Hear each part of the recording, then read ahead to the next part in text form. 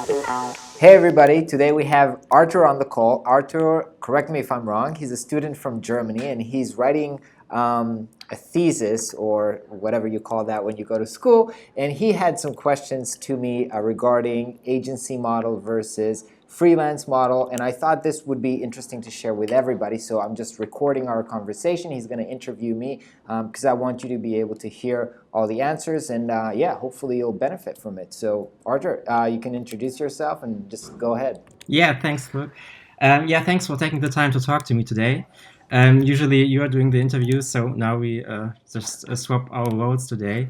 So maybe just Awesome. to give you a little bit of context, what I'm doing and why I want to interview you.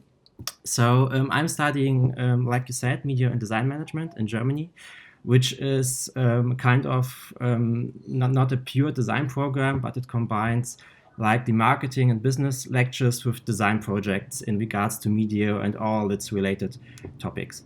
Yeah, and while I was Cool. studying, I was always working in agencies. So first I did an internship in a 10-people creative agency. Then I went to a media agency. Then I got actually into brand strategy the first time, I guess, in 2014 or 15, I guess. And I continued dealing with brand strategy in a big digital agency. And right now I'm working at a tech startup, and there I'm managing the design process and the brand strategy from inside as a part-time employee. So this is basically my background in a nutshell. Amazing. That sounds very much like the process that I did. You know, I started in an ad agency, like a big agency, then moved into a small branding agency and brand strategy, then moved to a startup, and then went on to be like freelancing and independent. Yeah, So it's kind of similar. yeah, cool. Cool. Yeah, and this brings me actually to my topic. So besides all the work, I'm writing my master thesis about the future of agency models. And this is a huge topic actually, and I divided it into different pillars or building blocks, whatever you want to call it. And I just want to run with you through these building blocks.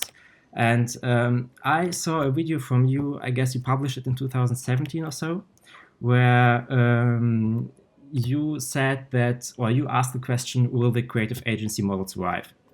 Don't know if you remember it or not. Yeah. Yeah. Yeah. I did a lot of videos, but yeah, I remember that, and I still have the thoughts about, yeah, what's the future of the agency model. I think a lot about that. Yeah. And I seem to recall that you said that the process is broken and that agencies actually can't keep up with the agile methods of their clients. What's your opinion on this today?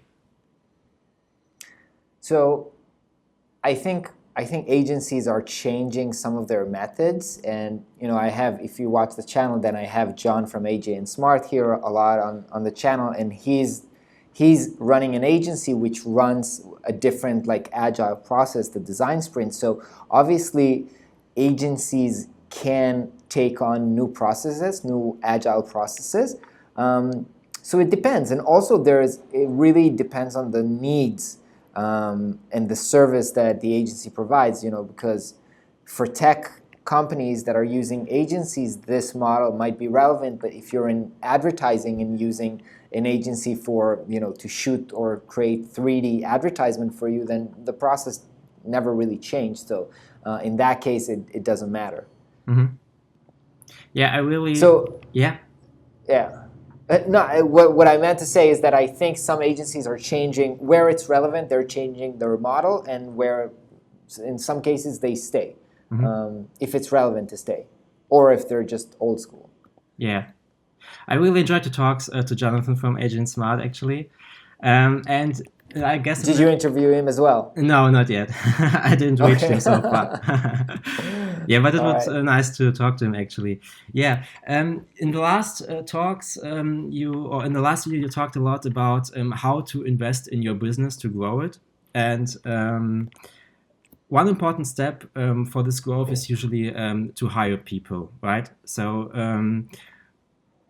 what's stopping you from going to this one-person business you have right now to a more agency-similar model? Okay, so I want to make the distinction between hiring people and hiring people as the agency model. Like the original agency model, business model, is selling other people's time. So they hire other designers and have them work and then charge for their money.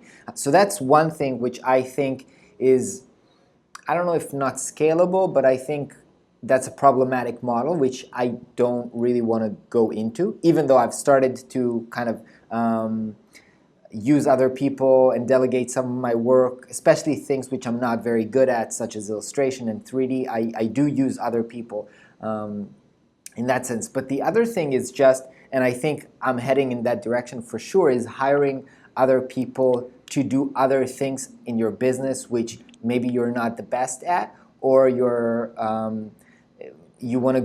just want to stop doing them so that you can focus on other things. So for example, this year I've actually hired my wife part-time to be kind of the CFO and to manage all the money and the accounting and bookkeeping of my business. So, I was doing that as a freelancer. I used to do everything, and then I realized that, one, I'm not very good at it, two, I hate it, three, I'm just messing it up because I don't want to deal with it. So once I delegated everything to her, I can focus on my core strengths and just be more productive. So in that sense, I did hire somebody, and I think I will hire other people in terms of, maybe personal assistant, maybe somebody to hire to edit the videos, maybe somebody to do. Right now, for example, I hired an agency to run my. I started doing Facebook ads, and so I've hired an agency to do that because that's not in my core capability. So. As I said, there's two business models. The agency model, hiring people so you can sell their time, and then the other one, hiring people so that you can focus as a founder or as the freelancer, to be able to focus on your core capabilities. And that's something that I am heading in that direction. So I'll probably start hiring more and more people so that I can focus on what I'm good at. So when you're working with other freelancers and designers, what's your experience? So what are the biggest challenges with such a business model you have? So when you work with lots of freelancers and you have to coordinate them, to manage them. Where are the challenges with this model? There are, what's my challenges when I'm doing it? Yeah. What's the technical, and what's the, I think, business model challenge. So I'll start with what's I think is the business model challenge with this. The business model with this is that you're trying to buy low and sell high. So you try to find people who are, have a lower rate than you can charge for your clients, right? So I don't know what, you pay somebody $50 an hour, and then you sell your clients $200 per hour. And I think that as a core business model is problematic because you are, I don't know if not in line with the people that you work with, but it does create some kind of a tension, right? You always want your employees to be the cheapest, maybe, and then I don't know, something in my gut doesn't feel well about this, and they'll always run away when they have an opportunity to make more money. Where I think, for example, when you're working, let's take startup or tech business or something like that, the goal is, the compensation does not represent how much money the company is making. Because if you're building a tech product, the only thing that your boss cares about is about you being most productive and happy. So they'll pay you whatever makes you happy and whatever they can afford, but it doesn't necessarily correlate with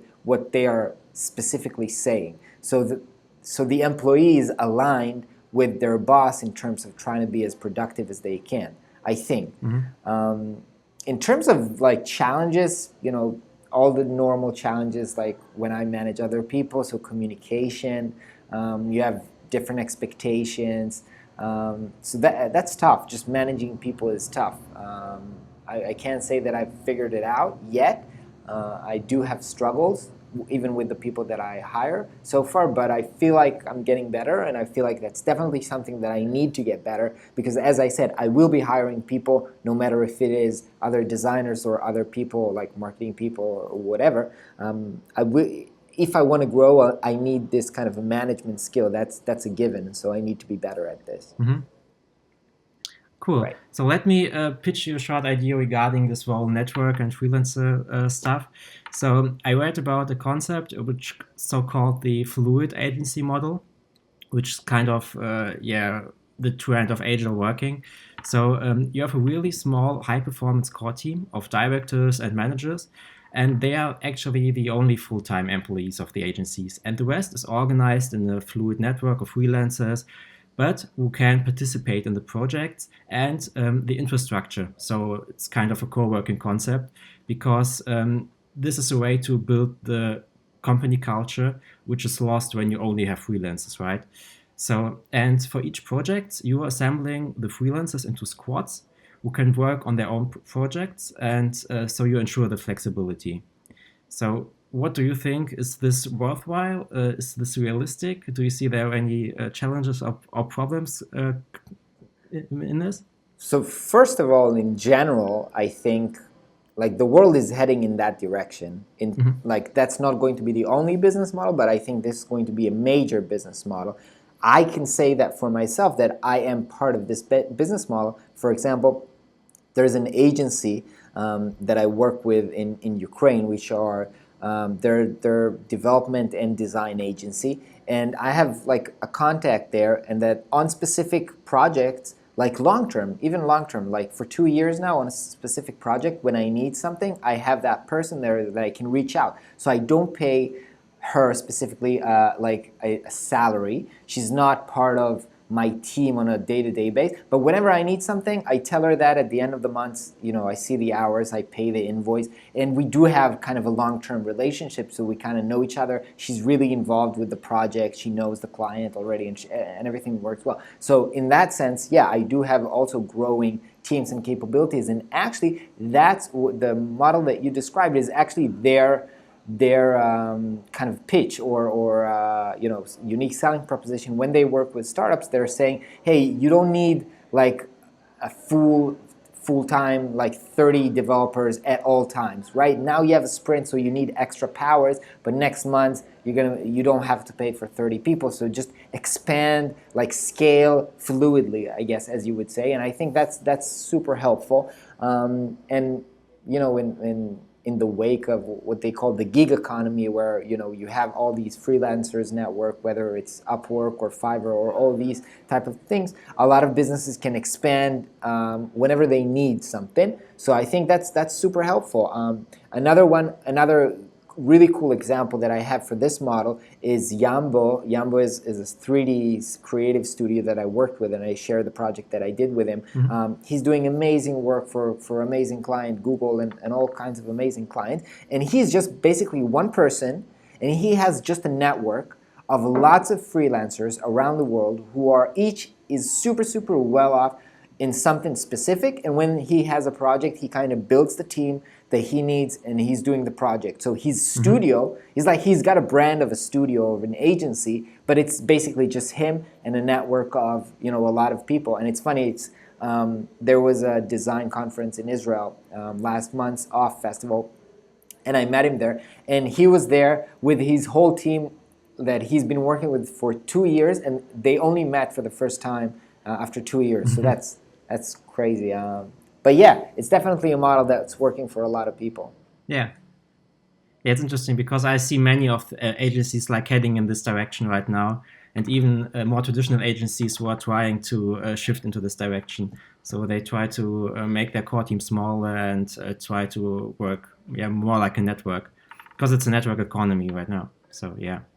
It's true, and I also think that you have to remember that I think, at least for me, when I was an employee, boredom was one of the core drivers of me leaving my work. Because when you're a full-time employee, it's something, there is a burst of work, then there's like boring time where you don't do anything interesting. And a lot of companies, just because they hire full-time people, they can't do anything about that, and like the employee engagement goes down. And so when you have this kind of a fluid network of people that you only use them when you need them, everybody's happy. It's kind of a win-win for everybody.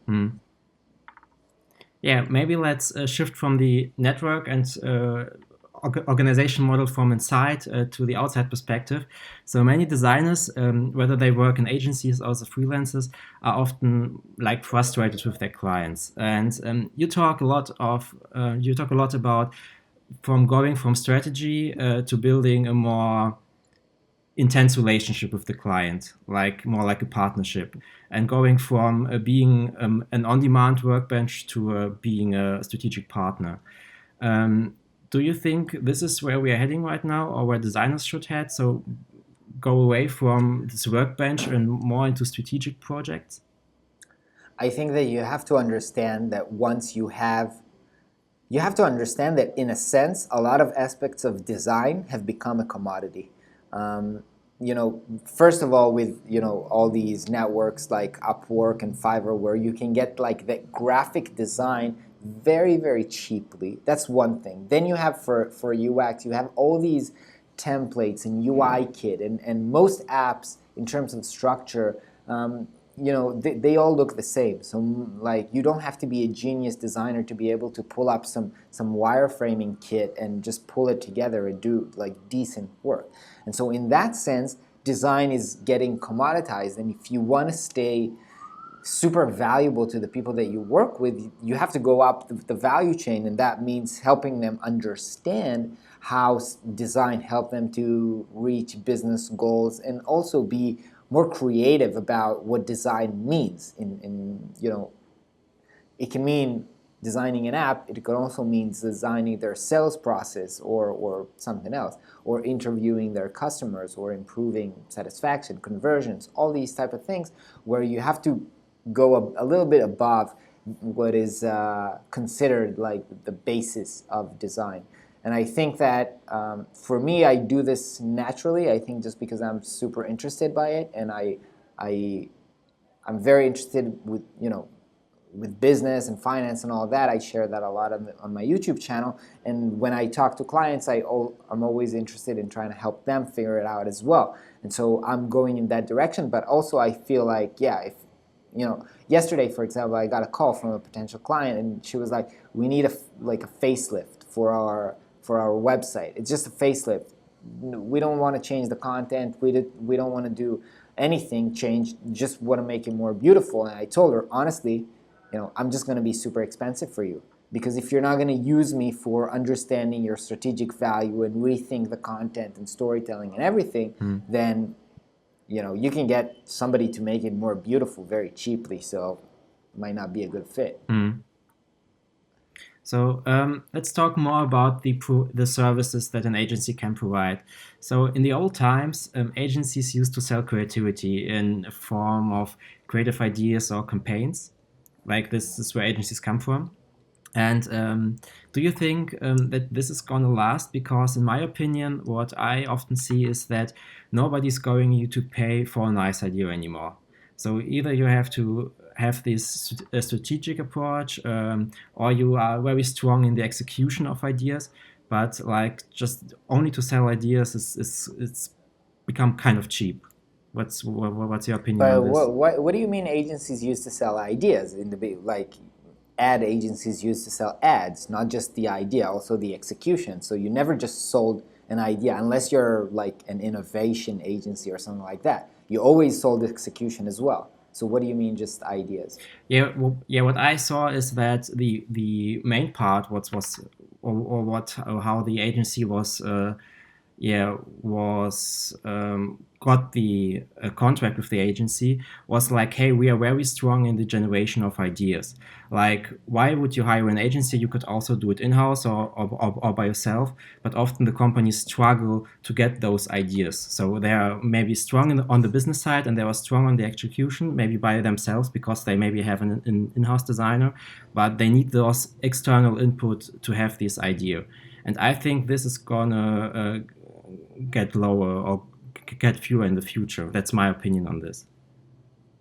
So I think what has changed is, as you said, like 10 years ago or 15 or 20 years ago, most companies did not have an in-house creative team or in-house design team or whatever, VP of design or chief experience officer and all those type of things.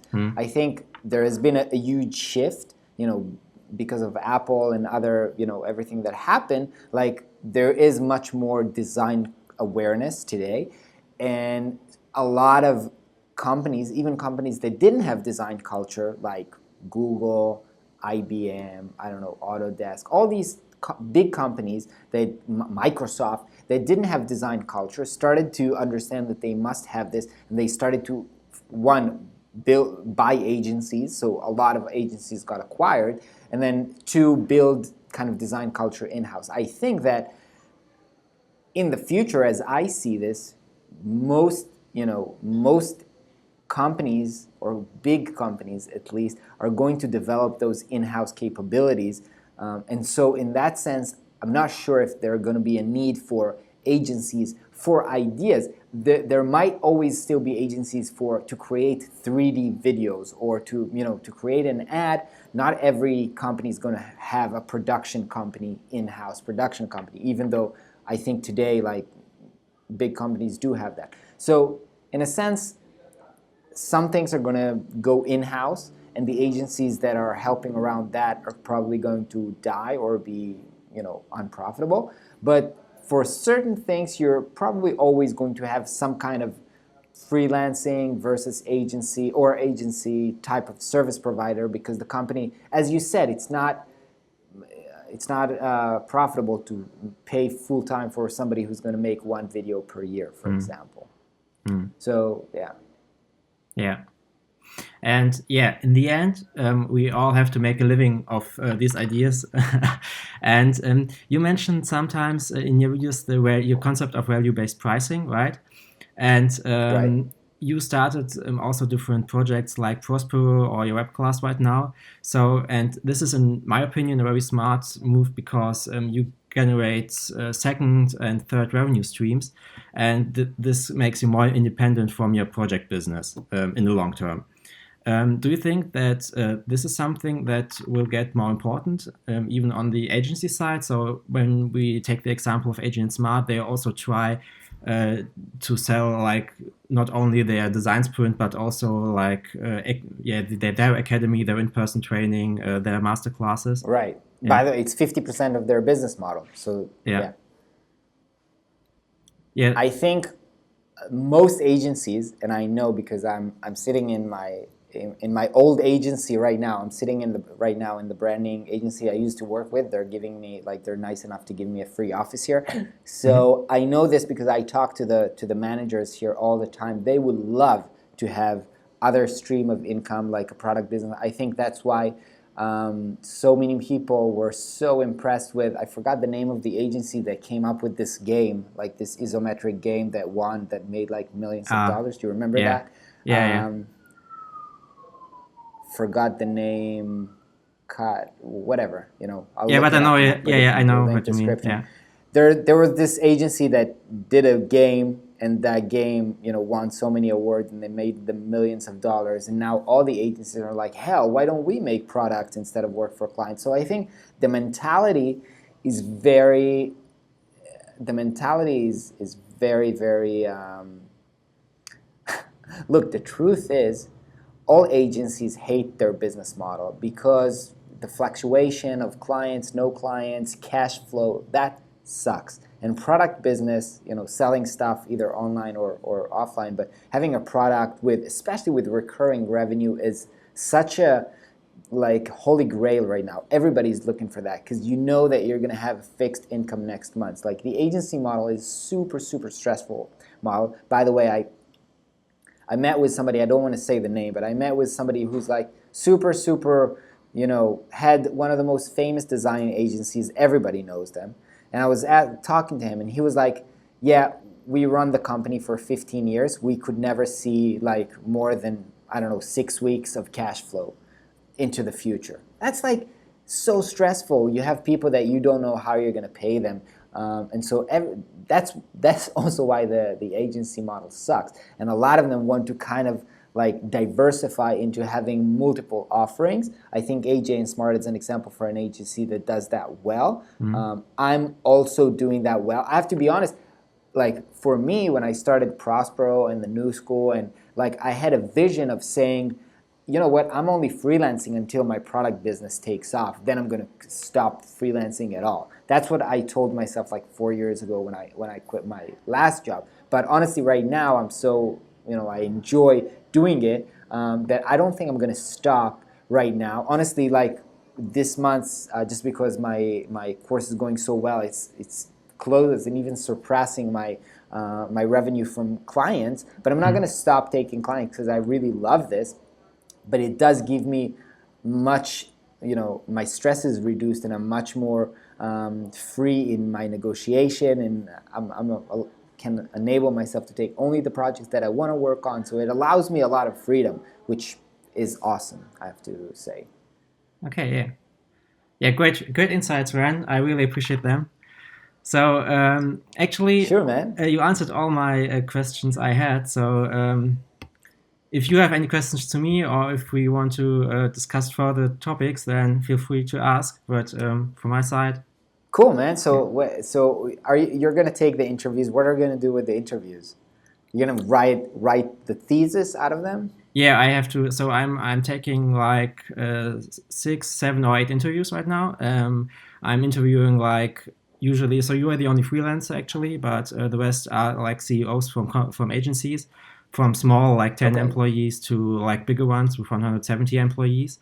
And yeah, I'm asking them the similar questions, and then I try to put them all together, and yeah, to make it compact, and yeah, to write down all the theses. Yeah, Cool. And then to see and what you want to do. What you want to do when you get off school? Right now I'm working at this tech startup, which is pretty cool because it's like I worked for 4 or 5 years in agencies, and now I'm like on the client side, and yeah, this is a good learning course. You see the whole like working methods, and I think it's very, very important to see it from both sides, and also take ownership of your work, which is something that doesn't happen. That's also one of the, I didn't say this previously, but I remember that when I worked in agencies, I always had this thing where, you know, I could never really take ownership of the work I did, because like, fuck it, I'm going to work now with another client. You're kind of screwed with your product and problems, so see you, bye-bye. And that's something that when you go to work on the client side or like in-house, you really have to live with that and kind of iterate and make sure that it works. So yeah, that's really an important point, and it's often missed because we have often the discussion about the 80-20 thing.